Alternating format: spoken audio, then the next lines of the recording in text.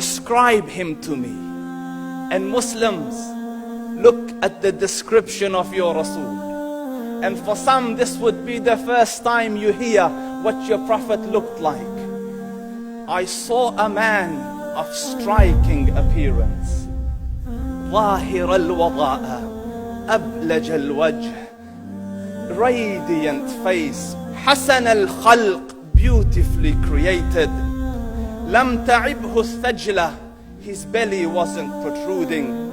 ولم تزر به السعلة, nor was his head disproportionate and small. وسيم قسيم, proportionate and delicate, finely made, a specimen of a creation. في عينيه دعج, in his eyes there was a contrast. The dark was immensely dark, the white was excessively white. وفي أشفاره وطف, and his eyelashes were long. وفي صوته صهل, and in his voice was a natural echo. وفي عنقه سطع, and his neck was elegantly long. وفي لحيته كثاثة, his beard was full and thick. أزج أقرن, his eyebrows were arched, but they were not joined, it was separated. In summit فعليه الوقار, when he was silent, dignity covered him. وإن تكلم سماه وعلاه البهاء, and when he spoke it was audible and clear, almost commanding and overtaking. أجمل الناس وأبهاهم من بعيد, from afar the most striking and outstanding in appearance. وأحسنهم وأجملهم من قريب, and when he came near, the best of them and the most handsome of them in closeness. حلو المنطق, such an exalted and sweet level of logic. Like when he used to speak, it was so coherently logical, it was smooth and easy to understand. فصل لا نزر ولا هذر, he was to the point, not excessive nor too short. كأن منطقه خرزات نظم يتحدرن, his logic, his utterances, his words were like jewels coming out of a necklace, calculated, polished, one after the other, it would flow magically. ربعة, he was medium in height. Your eye didn't have to strain to look up at him, nor was it tedious to look down at him. He was a comfortable sight to look at. له رفقاء يحفون به, he had friends, the people that were with him, they were working around him to try to serve and protect him.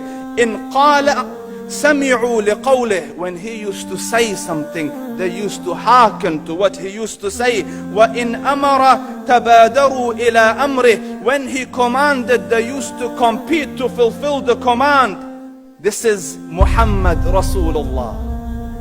This is Muhammad Rasulullah. Anas ibn Malik says, he says, I came out one night, I came out one night, it was the full moon night.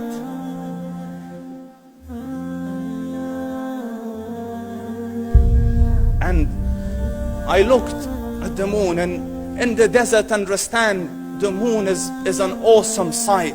It is smooth, it is radiant, it is clear, it is gentle compared to the scorching sun at which they are used to. So the moon was the epitome of beauty. So he says, I came out at a full moon night and I looked at the moon and I saw it beautiful, handsome. So I said, let me go see if the moon is more handsome or my Prophet is more handsome. Let me see if that is more beautiful or the Prophet is more beautiful. So I went and I saw him standing afar. So I looked at his face and I looked at the moon, and I looked at his face, and I looked at the moon, and I looked at his face, and I looked at the moon, and he said, Wallahi, he was more handsome than the moon in its entirety. That is just the look of your Rasul.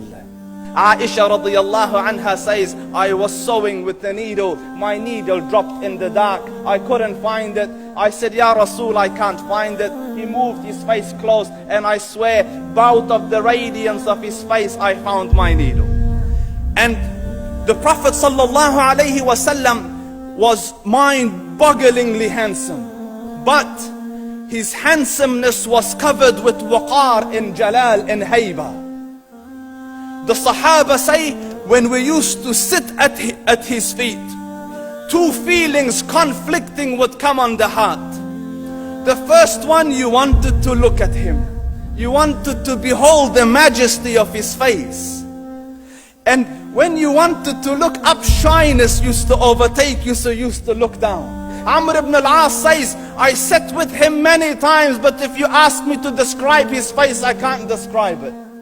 I wouldn't be able to look up to him ijlalan wa ta'zeeman. I couldn't look up at him. And that is why he didn't have the problems that Yusuf alayhi salam had.